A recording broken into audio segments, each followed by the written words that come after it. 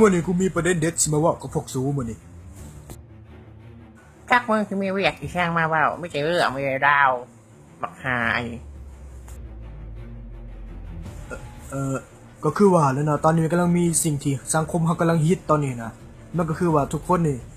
กำลังซื้อเลขขูดมาขูดกันนะข่อยก็อยากลองซื้อมาขูดเบิ่งแต่ว่าข่อยบ่มีเงินเลขขูดข่อยก็อยากซื้อคือกันข่อยอยากให้พวกเจ้า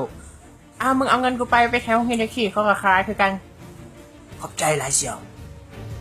แม่นคนเจ้าตอนนี้ก็เต็ม Facebook ก็ย้อนนั่นนี่แหละข่อยจึงอยากมาปรึกษาพวกเจ้าหั่นนะเพราะว่าข่อยก็บ่มีเงินส่งเคยเป็นยงแล้วว่าไปแล้วนายบ่มีเงินแล้วอย่ามายืมเงินพวกเจ้าไปซื้อออกเงินกันซื้อมันจะถือก็คือที่นางคำปิวได้บอกไปหรือเนาะข่อยบ่มีเงินอลีข่อยจึงอยากมายืมพวกเจ้านี่ฮะคนละ10,000 20,000เก็บกันไปซื้อบางเทื่อถือเขาก็ได้เป็นล้าน2ล้านบ้านเฮาบ่ถือดิฉะก็ว่าพวกโชว์โคตรบ่ถือกดอกเขาโคตรมันบ่กระไรใบยังบ่ได้จักใบ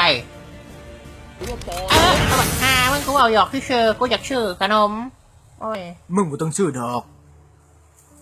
คันมึงขูดเชื่อกูให้เต้ปากกูเขาขูดเปิดบล็อกอะไรอย่างบ่ก็ค่อยๆว่าไปเลยเนาะซะเนาะคันผู้ใดมี 10,000 20,000ก็เก็บใหม่ข่อยก่อนข่อยสิโฮมเงินไว้เพื่อไปซื้อเลขหวยมาขูดบางเทื่อเฮาได้เงินหลายผู้สาวคนนี้เราเป็นคนขายเลขนะคันเห็นหน้าเราแล้วถามเราเบิ่งซื้อ10ใบแถมแล้วหน้าคุ้นๆอยู่ได้เนี่ยแต่ข่อยบ่ฮู้ว่าเฮือนเราอยู่แถวใดข่อยว่าสิไปหาเรา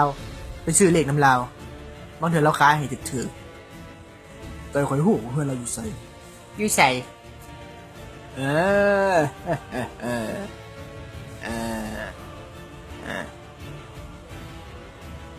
โมเมนต์สาวกิโลอีกแม่นบ่